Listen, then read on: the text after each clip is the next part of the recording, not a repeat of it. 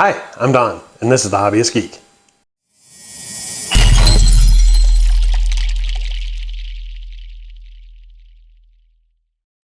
Welcome back, y'all. Today we're going to be continuing our Metal Earth Aviation series, and we have a special one today. We have the B-17 Flying Fortress. This is actually the piece I thought I had before, and well, as it turns out, I did not. So I am happy to actually put this one into my collection, and it's got some paint on it. So this should look wonderful when it's done. So let's take a look at the packaging and see what comes inside. Okay, so here's the packaging we have for the B-17 Flying Fortress. 1/130th scale. That is a big boy.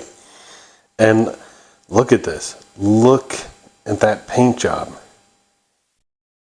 That looks spectacular. Absolutely spectacular. Now this is a standard size model, so I don't expect it'll be too big, but I look forward to seeing what we got. According to this, we're looking at 76 pieces and a 7 out of 10 difficulty. So should be able to get this done in one sitting. Let's find out. Look at that. That is the real one, the real Flying Fortress. That looks gorgeous. Absolutely gorgeous. All right, let's see what we got inside. Okay, so here is the sprues with all the parts. Get an idea of just how big this thing will be. You can see the size of the wings. So we got a nice idea on the wing span. Lots of very, very, very small pieces though, all over the place. This may be a little more complicated than I originally assumed, considering the scale. Look at that, man, there's some really tiny pieces here. But that paint job is spectacular. I can't say enough good things about it. Holy crap, that thing is gorgeous. All right, well, nothing to it, I guess. Let's go ahead and get some pieces cut out, get this thing built, and see what it looks like.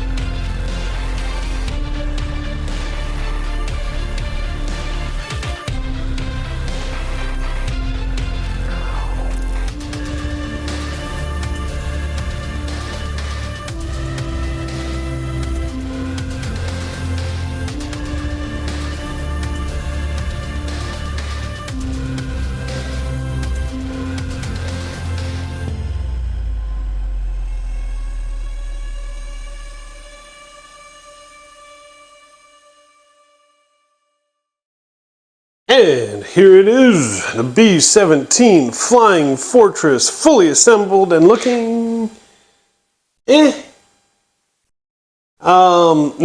I mean, it looks pretty cool. It really does. But I'll be the first to admit that the main reason for the would be me, my skill. First and foremost, this is not a 7 out of 10. This is at least an 8. I gotta pull up a little more, man. That wingspan is just, wow. There we go. Maybe that's a little better. But the scale is horrendous, and maybe it's just my hands are getting old, but the scale on this thing is horrendous. So it makes things way harder than they have to be honest. It really, really does. I'm just gonna pull it in and I'm gonna showcase a lot of the problem areas here. First and foremost, you've got all of these tiny little guns and little things coming off. And I mean, these things are tiny, but they're also fragile. Okay, they're extraordinarily fragile. So the tiniest push and they're out of place. And when that happens, you risk breaking things. Thankfully, I actually didn't break anything during the assembly, but I easily could have. This area right here, could not get that thing to stick together no matter what I did. I got the tab in, I got it closed, and then it popped out. Got the tab in, got it closed, got it popped out. And finally I just gave up. It's like, screw it. It's such a small thing, it doesn't matter. Who cares? Assembling the 3 pieces, because you've got the nose cone, you've got the tail, and then you've got the body. And when you're trying to put them all together, the tabs don't line up. I mean, it's one problem after another after another. These little barrels on the guns here. We got some more barrels on the guns back here. The wheels went together nice and neat, so that's good. So did the turbines. The blades, of course, you got to try and be very careful with those. Inside the cockpit, which is so small, I can't even get it to focus properly. But inside the cockpit, you actually do have some seats, and you've got flight sticks and a little control panel. It's all in there. And I mean, look at the scale. I mean, those things are minuscule. Okay? Nothing about this piece went together smoothly. Nothing about it went together smoothly.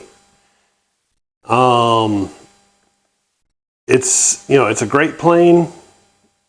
I love what it did for us throughout history. This model, horrible to put together. Absolutely horrible. But it does look good once it's finally assembled, especially if you're looking at it from a little bit of a distance.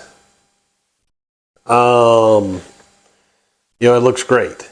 I would not recommend this unless you are highly skilled and very experienced on this, because this thing, wow, just wow. As for scale, it's certainly the biggest piece I've done in the aviation series. There's another bomber and some of the jets that I've done. Y'all can tell me how well this thing lines up as far as real life scale goes. Feel free to leave it in the comments. Note that this is the only piece that I have that does not have a stand. It only sits on the landing gear. So this version of the piece, of this particular plane, is not in flight. This is, I guess, sitting on a landing strip somewhere. I'm sorry, guys. I did not have a lot of fun putting this together, It was small, it was finicky. The end result is decent enough, but I wouldn't recommend it unless you have an inordinate amount of patience and fingers more delicate than mine. Anyway, that's all I've got for today. I hope you enjoyed the video. If you did, please remember to like, share, and subscribe, and I will see you next time. Have a great day.